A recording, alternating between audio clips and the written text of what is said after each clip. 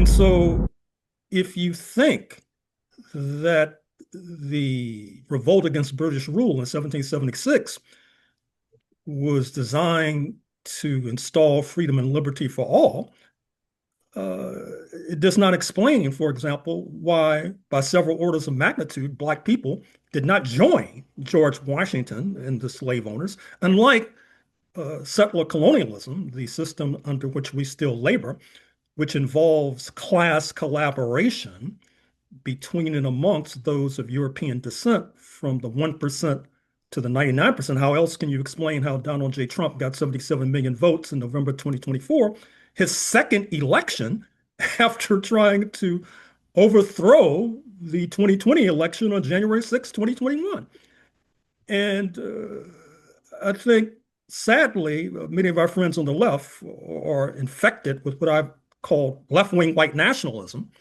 Uh, that is to say, they think that just because the settler regime welcomed those who were persecuted in Europe, that provided a template for how they were going to treat the indigenous population, the population of African descent.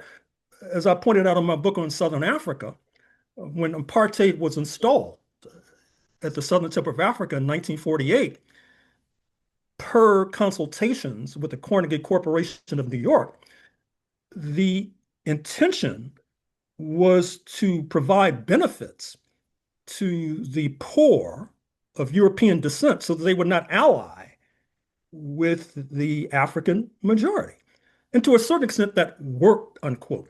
But if you look at the illogic of many of our friends on this side of the Atlantic, uh, they, I guess, would have counseled Nelson Mandela to let history uh, work its magic. And because assets and benefits were extended to the European minority, poor and working class, that was a template for how the Africans would be treated.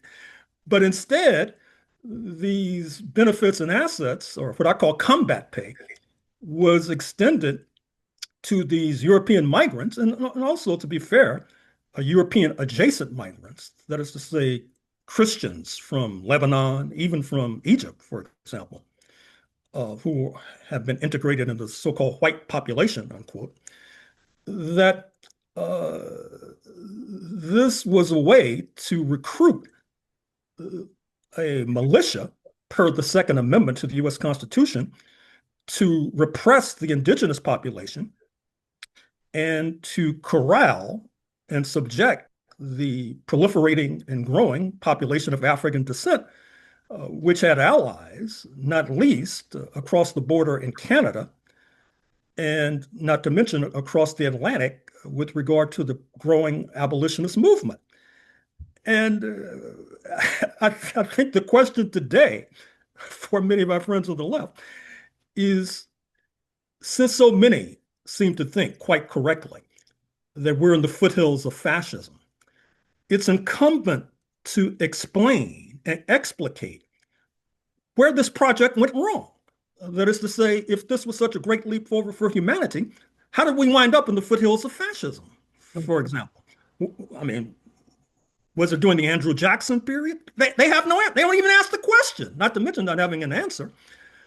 And so I'm happy to say on the other side of the equation that, as they say in the United States, perhaps outside the United States, there's nothing like the prospect of execution in the morning for concentrating the mind.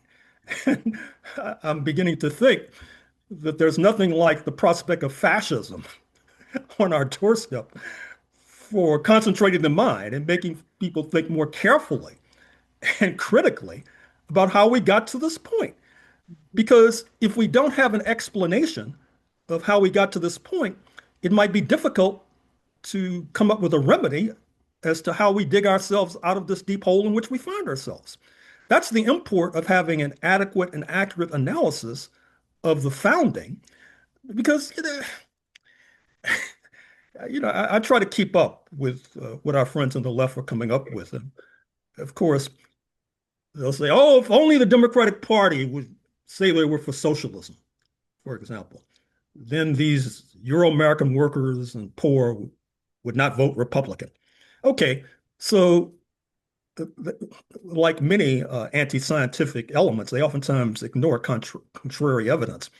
So you just had an election in New York City, for example, with a social democrat, Mamdani, prevailing.